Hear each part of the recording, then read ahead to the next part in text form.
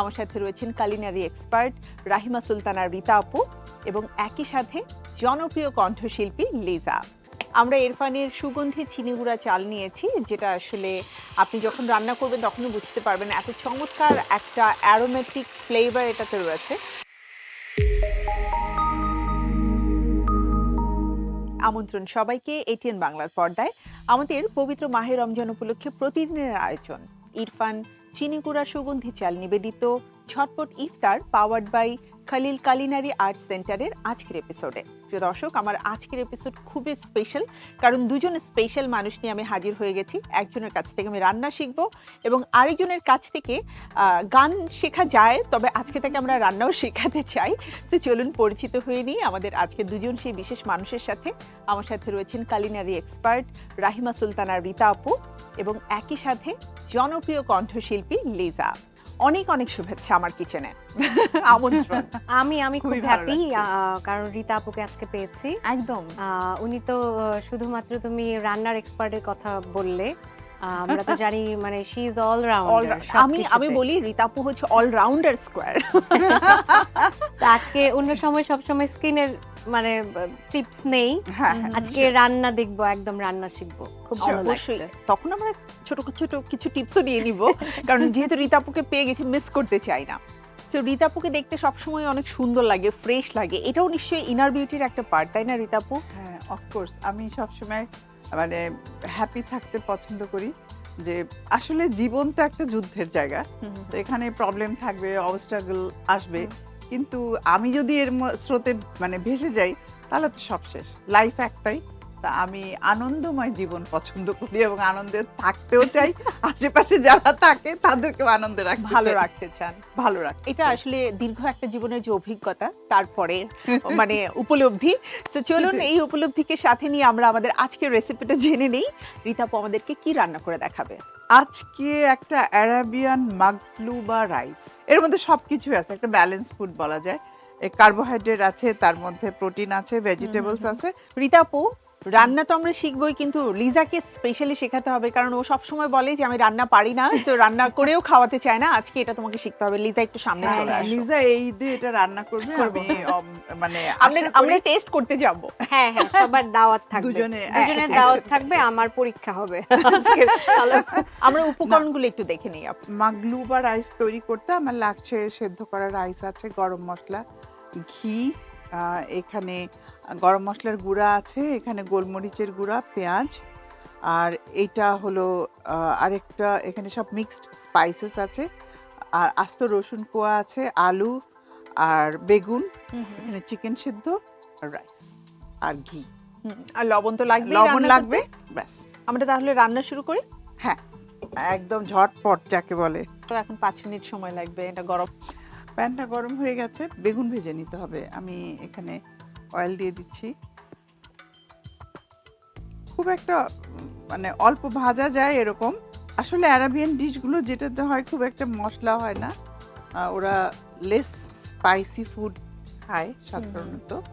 আমি যত Arabian food দেখেছি খুব একটা মশলা হয় না, খুব অল্প মশলা। হ্যাঁ, বেগুনটা আসলে লবণ দিয়ে মাখিয়ে রাখা হয়েছে আগেই। বেগুন ভেজে নিতে হবে, হ্যাঁ, আর আলুটা সাথে ভেজে ফেলবো আমি। লাস্টে সব একসাথেই দিয়ে দিব। তো এই রান্নায় আসলে 2টা ধাপ আছে, রাইট? আগে হ্যাঁ, আমাদের সব ভেজিটেবল গুলোকে ভেজে নিতে হবে। আর ওই যে বললাম সবজি না, একদম নিজের পছন্দ মতো, গাজর, টমেটো এগুলো দিলে আরো কালারফুল হবে, দেখতে ভাল লাগবে। মানে এটা একটা ব্যাপার আছে। আর এখানে আমি একটু সসও অ্যাড করব। আমাদের ইরফানের যে হট টমেটো সসটা আছে, সেটা হট টমেটো সসটাই দিব। বেগুন ভাজা দিয়ে গরম ভাত খেতে তো অন্যরকম মজা, সাথে যদি একটু ঘি হয়। এক্স্যাক্টলি, এখান থেকে শিখে শিখে একটু আইডিয়া হচ্ছে আমার। পেঁয়াজ দিয়ে দিচ্ছি। আর আমি যতটুকুই বাসায় রান্না করেছি, আমার কিন্তু খাওয়াতে খুব ভালো লাগে। মানে আমি, আম্মু জিজ্ঞেস করে যে আগে তো আমাকে একটা চুমুক দিতে দিবা, আগে কেমন হয়েছে কেমন হয়েছে। গরম মশলা, আচ্ছা, ফ্লেভারটা আসবে যখন এটা তেলে ভাজা হবে। অলমোস্ট এটা আমার হাফ ব্রাউন হয়েই গেছে। আমি এখন যেটা করব, বাকি জিনিসগুলো দিয়ে দেব। চালটা দিয়ে দিচ্ছি। আমরা একটু হট ইরফানের টমেটো সসটা অ্যাড করব। এখনই না, হ্যাঁ এখনই। আমরা ইরফানের সুগন্ধি চিনি গুঁড়া চাল নিয়েছি, যেটা আসলে আপনি যখন রান্না করবেন তখনই বুঝতে পারবেন এত চমৎকার একটা অ্যারোমেটিক ফ্লেভার এটাতে রয়েছে। পাশাপাশি আমরা যদি চালটাকে একটু হাফ বয়েল করে ফ্রিজে রেখে দিই তাহলে কিন্তু ইফতারের আগে আগে এমন চটজলদি সব রেসিপিগুলো করে ফেলা সম্ভব। রিতাপু, কালারটা কিন্তু খুব সুন্দর আসছে, তাই না? স্টকটা দিয়ে দিচ্ছি, চিকেন স্টক। চিকেন স্টক, মশলাগুলো একে একে দিয়ে দেবো। খুবই সিম্পল এবং ঝটপট হয়ে যায়। এখানে সল্ট দিয়ে দিলাম আমি, লবণ, গোলমরিচের গুঁড়া, এটা মিক্সড স্পাইসেস, গরম মশলা পাউডার, ব্যাস। বাহ, শুরুর দিকে মনে হতো যে মশলাগুলো মনে রাখতে পারছি না, ভুলে যাচ্ছি। এখন কি মনে হয়? এখন কি? এখন মনে হচ্ছে যে মানে সবগুলোতে কম বেশি একরকমই কিছু মশলা ইউজ করা হয়, কমন কিছু থাকে। আমাকে একটু বলো, হ্যাঁ, গান বেশি exactly. কঠিন না রান্না বেশি কঠিন? অবশ্যই রান্না বেশি কঠিন, অবশ্যই। এটা আমার অলমোস্ট ডান, আমি এখানে নিয়ে নিচ্ছি। এখন এই যে হাঁড়িটা আছে, এই হাঁড়িটার মধ্যে আমি শিফট করে দিব। হ্যাঁ, তো এটা আমাদেরকে এই হাঁড়িতে দমে দিতে হবে, হ্যাঁ, right? দমে দিতে হবে। আর রিতাপু, হাঁড়িটা গরম হতে হতে আমি ছোট্ট একটা বিরতি নিয়ে আসতে চাই। Sure. প্রিয় দর্শক, সময় হয়ে গেছে এটিএন বাংলার নিয়মিত আয়োজন ইরফান ঝটপট ইফতারের আয়োজন থেকে ছোট্ট একটি বিরতি নিবার। বিরতির পরে আবারও ফিরে আসছি, সাথেই থাকুন আমাদের।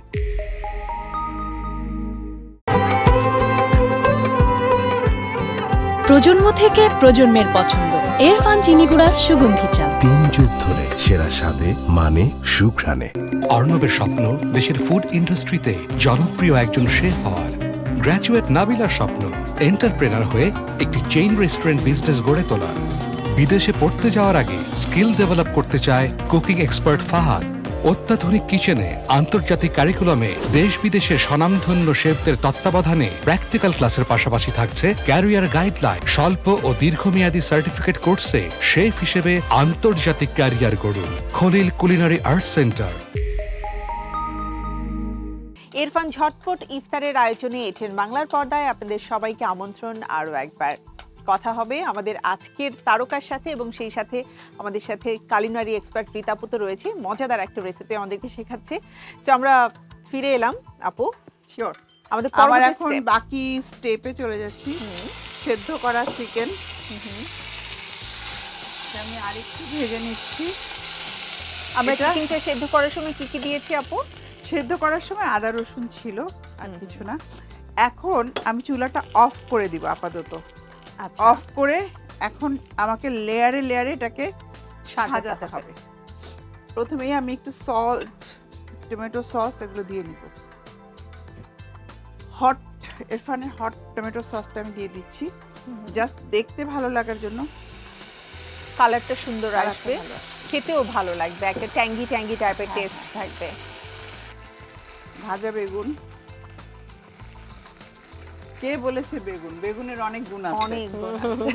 যাদের ইউরিনের প্রবলেম থাকে বেগুনটা তাদের জন্য খুবই ভালো, কারণ বেগুনি কালারের ফল এবং সবজি খুব কমই হয়। তো সো এই যে কালারটা, এটা আমাদের ইউরিনাল র্যাকটানাল যে চ্যানেল থাকে সেটাকে ভালো রাখতে হেল্প করে। এটা অ্যাকচুয়ালি লেয়ার লেয়ার যাবে। এবারে যেটা করব, যে রাইসটা রান্না করেছি সেটা আমি পুরোটাই দিয়ে দিই। অলমোস্ট কিন্তু আমার ডান। একটু চেপে চেপে দিতে হবে। হ্যাঁ, একটু দমে রেখে দিব just 10 minute. Looks so yummy. তৈরি হয়ে গেল আরাবিয়ান মাগলুবা রাইস। লিজা, তোর জন্য Thank পুরোটাই you. খেতে হবে। থ্যাংক ইউ, মনে হয় সম্ভব না। না, ইফতারে আমরা লিজার কাছ থেকে অবশ্যই ভাগ নিব। আমার মেয়েকে শেখাই শেয়ারিং ইজ কেয়ারিং। তো এখন মাকেও শেয়ার করে খেতে হবে। আমরা মানে ইফতারের জন্য একটু তো সময় আছে আমাদের হাতে, অপেক্ষা করতে হবে। তার আগে প্রিয় দর্শক, আপনাদেরকে আমাদের আজকের এই আরাবিয়ান মাকলুবা রাইসের যে পুরো প্রস্তুত প্রণালী আছে সেটা আরো একবার দেখিয়ে দিতে চাই।